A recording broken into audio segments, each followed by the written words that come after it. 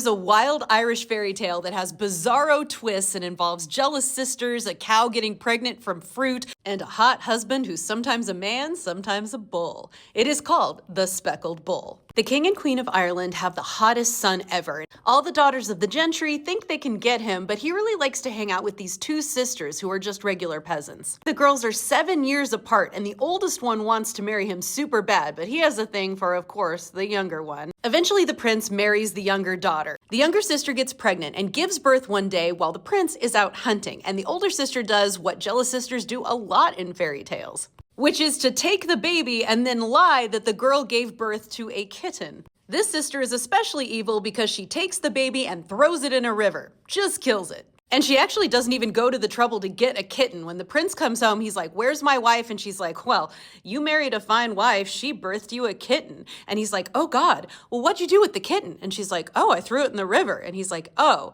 okay.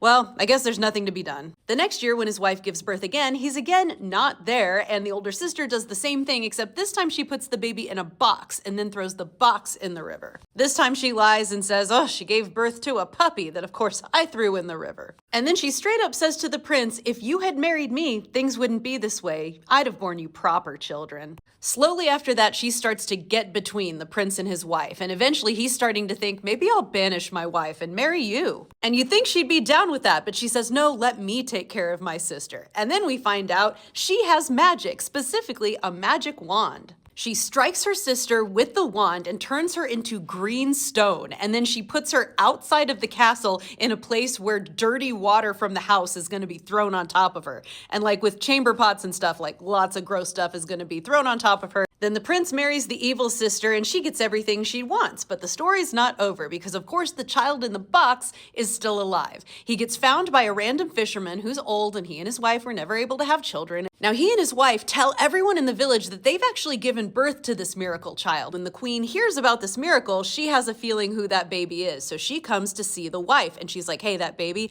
I know he's not yours." And the wife is like, "Yes, he is." But the queen says, "No, he's not a normal child of this world. He is a changeling from the hill folk or the fairies that got left with you, and you're gonna regret it if you keep him." And that just immediately convinces the woman. She's like, "Well, if that's true, yeah, I don't want anything to do with this kid." Queen's like, "Yes, yes, give me the child. I'll take care of it." So she took the child away and cut its throat immediately. Like, so immediately, she's still at the old person's house. So then she takes the body and buries it in their garden. That turns out to be a mistake because an enormous fruit tree grows from where she buried the child, and it bears all the fruit in the world on this one tree.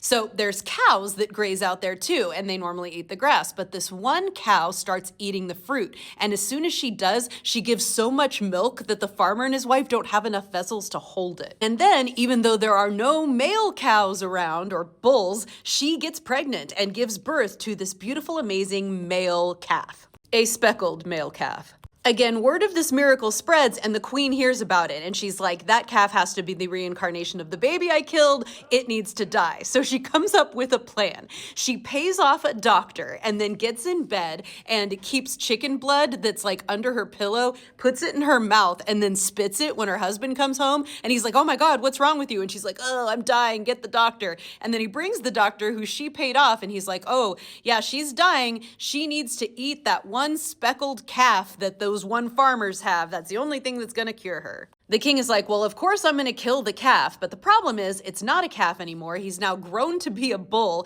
and specifically they were going to castrate him, but he's so strong and powerful he kicks everyone away and no one can hold him down, so he's staying a bull. Therefore, no one can catch him to kill him." The king has all of the men in the whole kingdom come and throw ropes around this bull to try and control it, but it's so powerful it ends up jumping into the sky and flying to the east. In this eastern land, which never gets any more specifics, the bull lands and it's 3 times the size of any bull in that land, and so he just terrifies everyone who is trying to work the fields. The king of the eastern world has a daughter who is under a geese or giza. It's being under a spell or a charm or a curse, a big thing in Irish folklore. Well, her geese is that she always has to have her eyes covered by like a veil or a blindfold because she will have to marry the first man she sees, even if he's only a beggar, and her dad obviously wants to prevent that. When the king hears about this amazing bull, he wants to go see it, and he takes his daughter with him, veiled and blindfolded, but he also makes sure that all of his servants clear away all men in like a 10-mile radius. And he's like, okay, daughter, you can take off your blindfold and look at this amazing bull. But as soon as she takes it off and looks at the bull, she says, Father, why did you bring me here to look at a man? And now I'm gonna have to marry him. The dad's like, what are you talking about?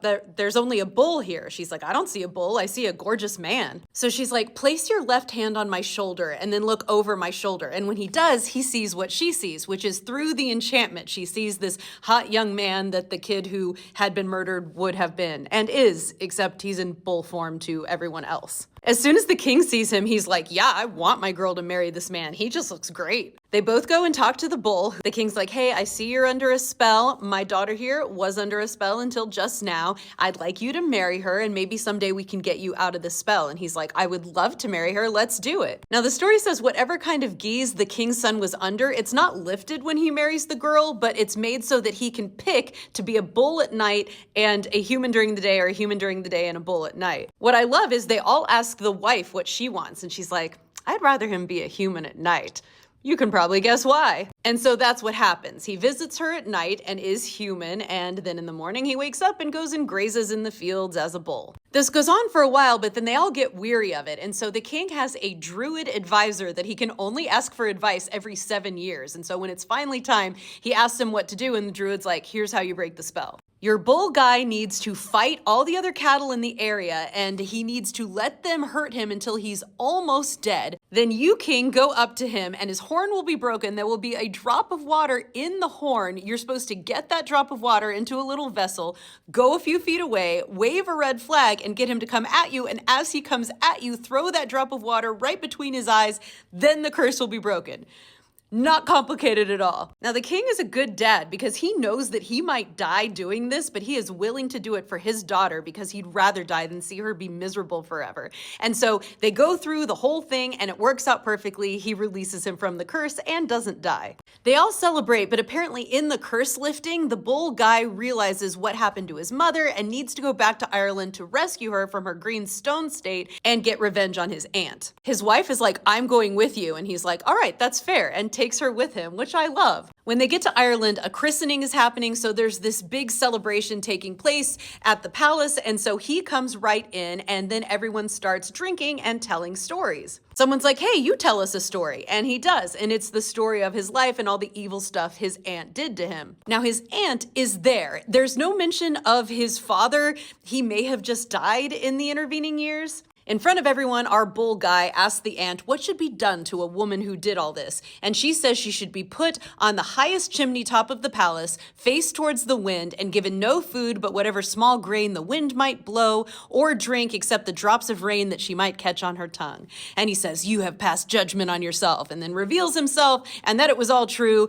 and that judgment is taken out upon her. He gets her magic wand, goes to the green stone that was his mother, and taps it and brings her back to life. Then he takes her with him, introduces her to his wife, and they all take the boat back to the eastern country where she lives happily, and he eventually takes over the kingdom for the dad, and they live happily ever after. The story ends with, I can't say what happened to the woman who was on the chimney top, but if she suffered what was laid down for her, she well deserved it, and nobody would have great pity for her.